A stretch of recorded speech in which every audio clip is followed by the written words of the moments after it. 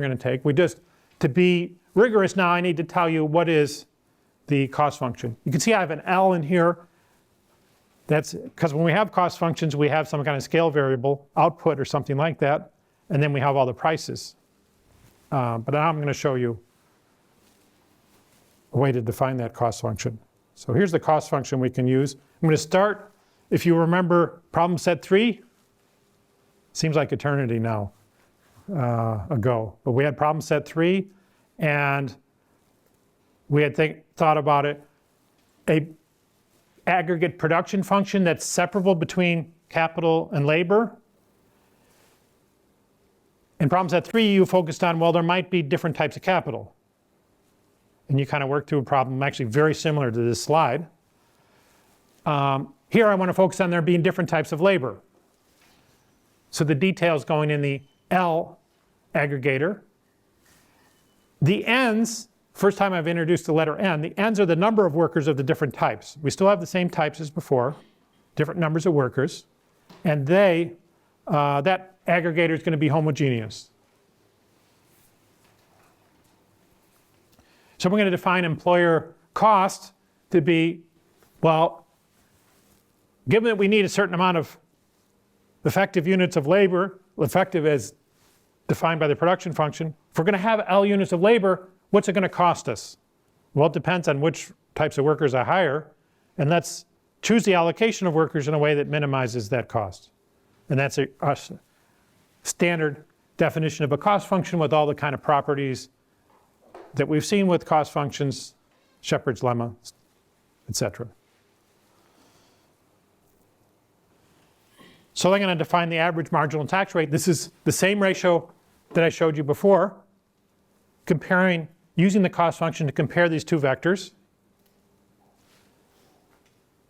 factor price vectors, and ask, well, how does it differ from one? That's how Murphy defined an inflation rate, right? If the later price vector the cost of the later price vector exceeded the cost of the earlier price vector by more than 1, he said there's inflation. And the amount more than 1 would be the inflation rate. That's the same thing we're doing here. How much does it differ from 1? That's tau. Does anybody recognize this approximation to the ratio of cost functions? From Murphy or from chapter 4 in the book?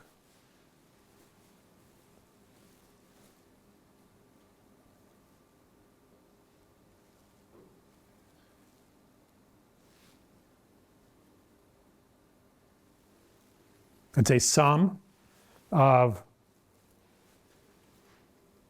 quantities times prices. There's only one set of quantities used here, and there are 2 sets of prices. One set of prices in the numerator and the other set in the denominator. Does that look familiar? You use that to define the price indices, right? What I don't remember what the 2 of them were called. Because then he just multiplied top and fourth, and then he defined both of them, saying, "Oh, this is that, this is that. This is the one that holds prices fixed." Posh endless pairs, yes. Actually, we don't know which word to use here. Posh endless pairs are usually referred to, well, is the baseline last year or this year? Here we don't even have a last year and this year, so you could call it either one. But there's 2 versions, right? The question is, what are the quantity weights that we're using? Are we using the quantity weights that come from the after-tax price vector or the pre-tax price vector? I'm using the, I don't know if I wrote it in this slide, I'm using the pre-tax price vector. So these are the N's that solve that cost minimization problem. And you can get them from the cost function by what?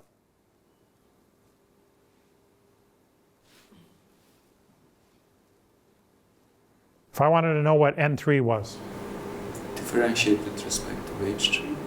Differentiate with respect to W3. Differentiate what? The cost function. The cost function, this one. That's right. That's the Shepard's lemma tells us that. But I have a kind of another problem. So I understand when we ask about the price change, all we care is, we don't say if people are better off or worse off, we just say prices change for the same basket. But I guess here the problem is more than that in a sense, because we care about not only how the same people gets a different wage now, but also like how the people change as well. So are we missing out a lot by keeping ends the same? I mean, it's the same approach with prices. I understand it, but I still feel like we're missing a lot of information by keeping the ends same in this analysis. But maybe I should wait. Well, the same issue comes up with the prices. Which quantities do you use? If they're different, which one? And the Pasch and Laspers are kind of going to the two extremes.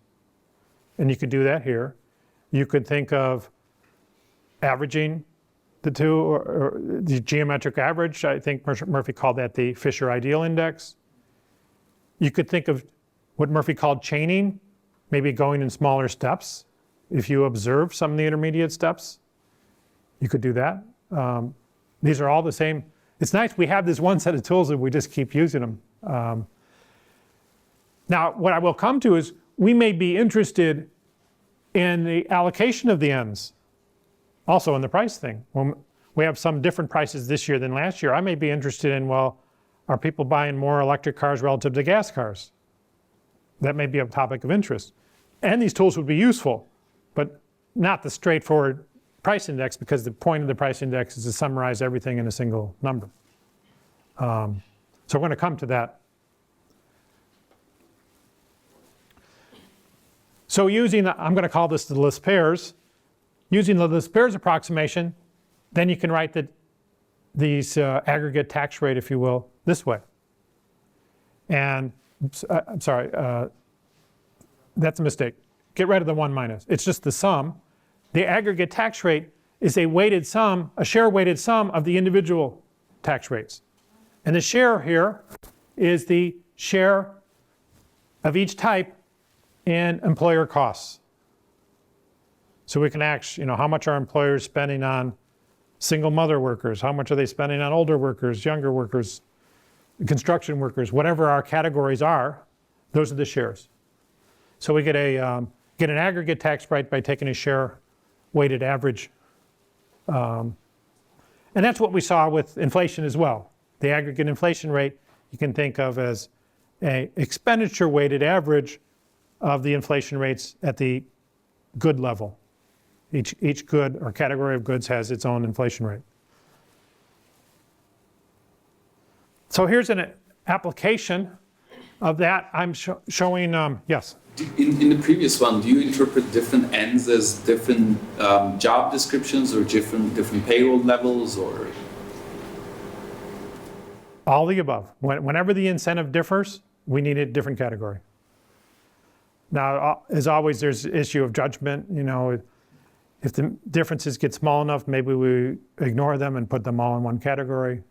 But in principle, every incentive level has a different group.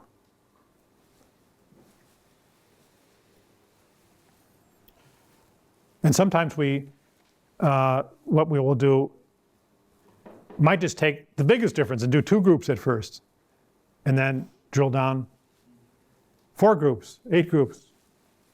We don't have to go in multiples of 2, but keep drilling down. I was thinking if we differentiate them by the payroll levels, then we'll end up with something like a progressive task. If we differentiate them with the job descriptions, we'll end up some type of industry discrimination, or like profession discrimination, sort of, in terms of if we have to raise that government expenditure money somehow. Now you mentioned progressive tax. That's related. The disincentives aren't always the same as the level of the tax. So in fact, a number of these calculations done in the United States show that the highest disincentives for working are what we might call lower middle class. People who are above the poverty line but not high above it. Because they're in a range where working more, earning more, really takes them out of a lot of benefit programs. So, but it's a closely related issue, the progressivity of the tax. That's more kind of about average tax rates rather than incentives. Good. So